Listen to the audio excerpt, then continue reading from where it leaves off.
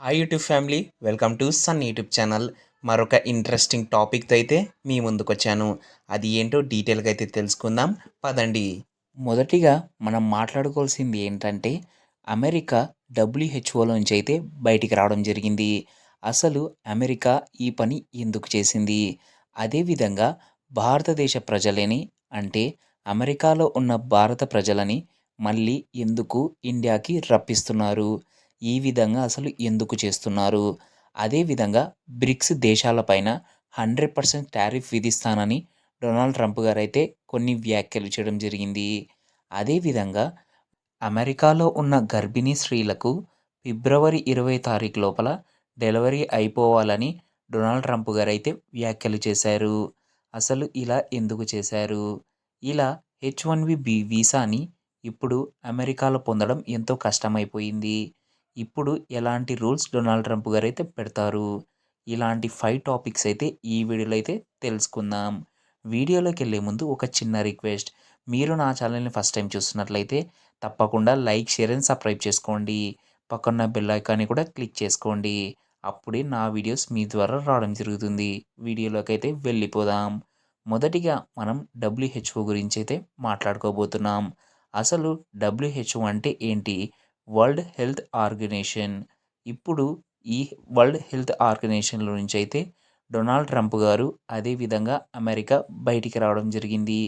ఎందుకు ఈ విధంగా బయటికి రావడం జరిగింది అంటే, కరోనా టైంలో డబ్ల్యూహెచ్ఓ అనేది సరిగ్గా పనిచేయలేదని, చైనాలో వచ్చిన వైరస్ ప్రపంచానికి కొన్ని నిజాలు డబ్ల్యూహెచ్ఓ దాచిందని డొనాల్డ్ ట్రంప్ గారైతే కీలక వ్యాఖ్యలైతే చేయడం జరిగింది. ఈ విధంగా డొనాల్డ్ ట్రంప్ గారు ఈ వ్యాఖ్యలు చేసిన తర్వాత డబ్ల్యూహెచ్ఓ అయితే ఎలాంటిగా స్పందించలేదు. ఎందుకంటే డబ్ల్యూహెచ్ఓ చైనాతో చేతులు కలిపి నిజాలని దాచింది అని డొనాల్డ్ ట్రంప్ గారైతే వ్యాఖ్యానించారు. ఈ విధంగా డొనాల్డ్ ట్రంప్ గారైతే ఈ వ్యాఖ్యలు చేశారు. మేము డబ్ల్యూహెచ్ఓలోంచి బయటికి వెళ్తున్నామని. ఇప్పుడు డబ్ల్యూహెచ్ఓ నుంచి బయటికొచ్చిన తర్వాత అమెరికా నుంచి అయితే డబ్ల్యూహెచ్ఓకి అయితే ఫండ్స్ వెళ్ళవు. అమెరికా అయితే ఆ ఫండ్స్‌ననేవి ఆపేస్తుంది. ఎందుకంటే డొనాల్డ్ ట్రంప్ గారు అమెరికాని మళ్ళీ ఒకే నిదానంతో పలుకుతున్నారు. అది ఏంటంటే అమెరికా గ్రేట్ అగైన్. ఈ విషయంతో అతను ముందుకెళ్తున్నారు. ఈ విధంగా తను ఏ నిర్ణయం తీసుకున్నా కూడా అమెరికాకి అనుకూలంగానే ఉండాలని తను ఆలోచిస్తున్నాడు. డొనాల్డ్ ట్రంప్ గారైతే డబ్ల్యూహెచ్ఓలోంచి బయటికి రావడం జరిగింది.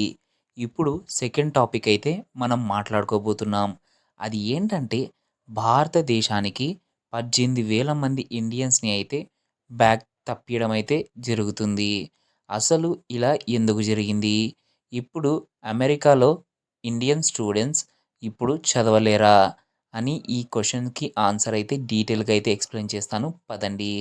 అది ఏంటంటే ఇప్పుడు మనకి జరుగుతున్న సంఘటన ఏంటి అంటే, అమెరికాలో ఇప్పుడు వెళ్తున్న వాళ్ళు వెళ్తున్నట్లే అక్కడే ఉంటున్నందుకు డొనాల్డ్ ట్రంప్ గారైతే ఈ నిర్ణయాలు తీసుకోవడం జరుగుతుంది. వాళ్ళు అక్కడ ఎలా ఉంటున్నారు అని డీటెయిల్‌గా అయితే తెలుసుకుందాం. ఈ సెకండ్ టాపిక్ ఆన్సర్ అనేది నేను ఈ వీడియో లాస్ట్‌లో అయితే రివీల్ చేస్తాను. నెక్స్ట్ టాపిక్‌లోకి అయితే వెళ్ళిపోదాం, పదండి. డొనాల్డ్ ట్రంప్ గారు బ్రిక్స్ దేశాలపైన 100% టారిఫ్ విధిస్తానని అయితే చెప్పడం జరిగింది. అసలు ఈ బ్రిక్ దేశాలు అనేవి ఏంటి? ఇవి ఎన్నున్నాయి అని డీటెయిల్‌గా అయితే తెలుసుకుందాం, పదండి. బ్రిక్స్ మొదటి దేశం వచ్చేసి బ్రెజిల్, దాని తర్వాత రష్యా, దాని తర్వాత India and China and south Africa. ఈ దేశాలు అయితే బ్రిక్స్‌లో అయితే ఉండడం జరిగింది. ఎందుకు డొనాల్డ్ ట్రంప్ గారు నేను 100% టారిఫ్ విధిస్తాను అని చెప్పడం అయితే జరిగింది? ఎందుకంటే డొనాల్డ్ ట్రంప్ గారి మైండ్‌సెట్ ఒకే విధంగా అయితే రన్ అవుతుంది. అది ఒకే మాట మీద కూడా రన్ అవుతుంది. అది ఏంటంటే అమెరికా గ్రేట్ అగైన్. ఈ సిద్ధాంతంతో అయితే డొనాల్డ్ ట్రంప్ గారైతే ముందుకెళ్తున్నారు. ఏ దేశమైనా కూడా మా దేశాన్ని టచ్ చేయాలంటే భయం అనేది ఉండాలి. ఎవరైనా కూడా మా దేశంలోకొచ్చి ఇల్లీగల్‌గా ఉండకూడదు. ఇల్లీగల్‌గా వర్క్ చేయకూడదు. ఈ బ్రిక్స్ దేశాలు మాకు అనుకూలంగానే ఉండాలి. మాకు అనుకూలంగా లేకపోతే మేము 100% టారిఫ్ విధిస్తాము అని డొనాల్డ్ ట్రంప్ గారు ప్రభుత్వం అయితే మొత్తం బ్రిక్స్ దేశాలకైతే సూచించింది. ఇక్కడ మనకేం ప్రాబ్లం అంటే మనం కూడా బ్రిక్స్ గ్రూప్‌లో ఉన్నాం. ఈ విధంగా 100% టారిఫ్ విధిస్తే భారతదేశానికి ఎంతో ఇబ్బందికరంగా అయితే ఉంటుంది. ఎందుకు ఇబ్బందికరంగా ఉంటుంది అంటే మనం అమెరికాకి ఎన్నో సప్లై చేస్తుంటాం. ఈ విధంగా మనకు ఎంతో దెబ్బ అయితే పడుతుంది. అలా ఫోర్త్ టాపిక్ మాట్లాడుకున్నట్లయితే డొనాల్డ్ ట్రంప్ గారు ఎందుకు ఫిబ్రవరి 20 తారీఖు లోపల పిల్లల్ని బయటికి తీసేయాలని అయితే డాక్టర్లు సూచించారు. ఎందుకు ఇలా చేయడం జరిగింది అనేది నేను మీకు ఇక్కడ సింపుల్గా అయితే ఎక్స్ప్లెయిన్ చేస్తాను. అది ఏంటంటే అమెరికాలో పుట్టబోయే పిల్లలు వేరే దేశాల నుంచి వచ్చి అంటే వాళ్ళ పేరెంట్స్ వేరే దేశాల నుంచి వచ్చి ఇక్కడ ఉంటూ పిల్లల్ని కంటున్నారు. మాకు ఇది అస్సలు నచ్చలేదు. అందుకే ఫిబ్రవరి 20 తారీఖు లోపల ప్రెగ్నెన్స్ లేడీస్ అందరూ అబార్షన్ చేసైనా ఏదో విధంగా అయితే పిల్లల్ని బయటికి తీయాలని డొనాల్డ్ ట్రంప్ గారి ప్రభుత్వం అయితే ఆదేశించింది. ఈ విధంగా డొనాల్డ్ ట్రంప్ గారైతే ఈ నిర్ణయాలు తీసుకుంటున్నారు. అసలు ఈ నిర్ణయం ఎందుకు తీసుకున్నారు అంటే నేను సెకండ్ టాపిక్ లాస్ట్‌లో మాట్లాడదామని అన్నాను కదా! ఇప్పుడు అది మాట్లాడుకుందాం. అది ఏంటంటే ఈ పిల్లల్ని ఎందుకు ఫిబ్రవరి 20 తారీఖు లోపల కనాలి అని అంటున్నారంటే ఇక్కడే ఒక చిక్కొచ్చి పడింది. అది ఏంటంటే వేరే దేశాల నుంచి ఎవ్వరైనా కూడా H1B వీసాతో అయితే వస్తారు.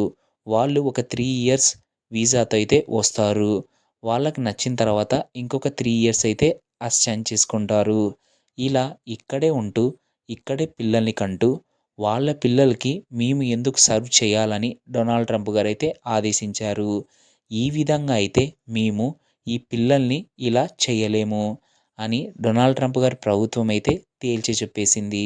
మీకు ఈ వీడియో నచ్చినట్లయితే తప్పకుండా లైక్, షేర్ అండ్ సబ్స్క్రైబ్ చేసుకోండి. పక్కన బెల్ ఐకాన్ కూడా క్లిక్ చేసుకోండి. అప్పుడు నా వీడియోస్ మీ ద్వారా రావడం జరుగుతుంది. జై హింద్.